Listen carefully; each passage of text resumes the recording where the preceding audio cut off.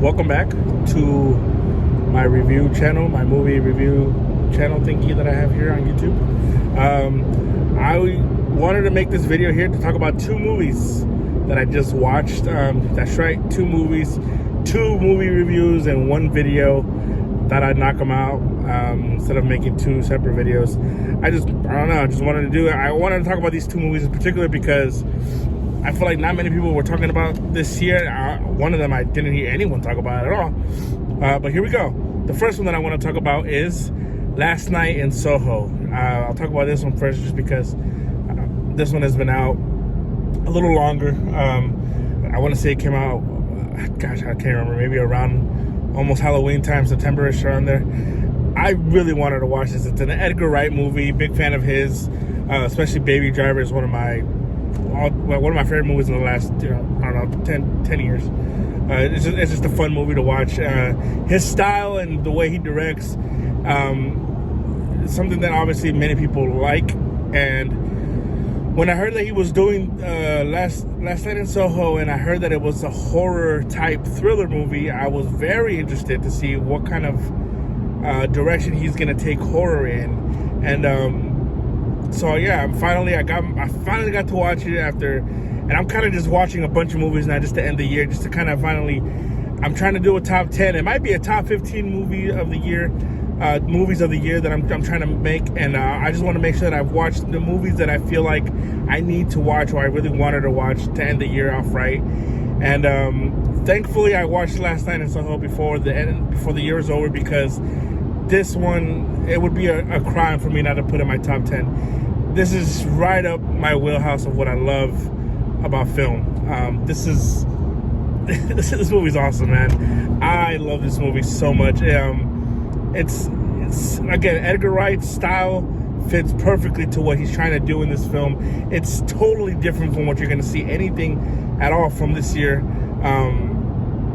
It's not your prototypical horror movie. It's not a conventional movie at all. It really isn't. The movie, for just a quick summary, follows a girl named Eloise, who is an aspiring fashion designer, and she moves to London to attend school and to become a fashion designer. And as soon as she moves to London, even before that, she sees her mom, who has passed away, I believe through suicide, who also had aspirations of being some kind. I'm not sure. I honestly, I kind of forgot this part already. But she had aspirations to also be a fashion designer or some kind of artist. And she sees the ghost of her mom through the mirrors and reflections. So early on, you see that. And then as the movie continues, and as she's already in London going to school, she begins to somehow, I guess in a way, travel to the 1960s, and begins to follow the life of a girl named Sandy, who's played by Anna Taylor-Joy, who to me has become one of my favorite actresses in the game right now. She continues to kill it with every single role that she's in, especially in the horror world, but even outside of it now, she's doing amazing things. And this is another role. I mean, come on, it's Anna Taylor-Joy. You know she's gonna kill it. But even the lead here, who plays Eloise, I want to say, I know her last name is Mackenzie. Honestly, I'm so sorry. I forgot. I don't want to look it up right now as I'm driving. But she even does an amazing job in this movie. I thought both roles were awesome. But yeah, she begins to follow the life of Sandy as Sandy is looking for a life of singing, and she wants to have this fame and become a singer and an artist. So she begins to follow that life, and because her influence is much of the 60s, and all of a sudden things don't seem what they really are, and you begin to see what kind of a dark world that type of world can be. It's actually interesting because you hear many people say, oh, I wish I lived in the 70s. I wish I lived in this time period. But you've never actually been there. And I feel like this movie did a great job of saying, like, yeah, you want to be part of the 60s, but you've never actually been there. This is how it was for girls who were trying to make it in certain places of the world. Sadly, for a girl like Sandy, for her to make it in that world, it required, pimping, or it required certain things, and guys taking advantage of her in a way, obviously, where she didn't want. It's a painful thing to watch, and so all of a sudden, this girl Eloise is seeing these visions, and she's seeing it play out in her life now, and what she's dealing with. I don't want to say more because I feel like the movie is very mysterious, and that's what I loved about it very much. Is that as you dig in deeper into the story, until you begin deeper into what's going on here, it begins to play out in such a wonderful way. I thought Edgar Wright did an awesome job with the music here. It has so much style in the movie. Honestly, I had a blast watching this. I want to watch it again. I recommend this to anyone. I think I give it a 9.8 out of 10. There's some moments here and there I feel like the tone changes could have been a little better. Even some of the ghosts, because in this movie that Edgar Wright uses, you can tell maybe he hasn't done horror movies at all. He has never really done horror movies by the way he kind of does some of the scary figures or the scary images in this movie. But I love this movie. I really did. I'm so happy I got to watch it before the year ended. And like I said, if you guys can somehow go catch it, go watch it, that'd be awesome. The second movie that I want to talk about, Swan Song. It's directed by, I believe, Benjamin Cleary. Never really heard of him. I want to say this is his big debut. I think it's also written by him, and it stars Mahershala Ali, Naomi. I forgot her last name. This is a drama sci-fi movie, a sci-fi drama movie, what do you want to call it? That I didn't hear many people talking about it, but I kept seeing it pop up on my Apple TV Plus. And yeah, this movie is on Apple TV Plus. And I love Mahershala Ali.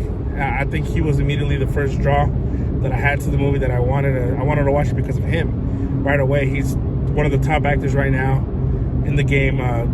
Such a young career, and already has 2 Oscars under his belt. And he's doing Blade next. I'm excited to see what he does with that character. And yeah, I wanted to watch this. Pretty much what the movie's about is Mahershala Ali's character, Cameron, finds out that he's dying pretty much from this disease, and there's an option for him of pretty much cloning. Glenn Close runs this organization of this kind of, I don't know what it is, like this resort, or like they pretty much clone you, and they send that clone off while you stay there as you pretty much die. And they sync your memory, they sync everything about you, they sync everything to this new version of yourself. And so yeah, Cameron has this, obviously a tough choice here as far as doing that. And his wife, Poppy, and he has a son as well, and they have a baby on the way. And so the movie really brings this tough, I guess, choice or decision to make for anyone.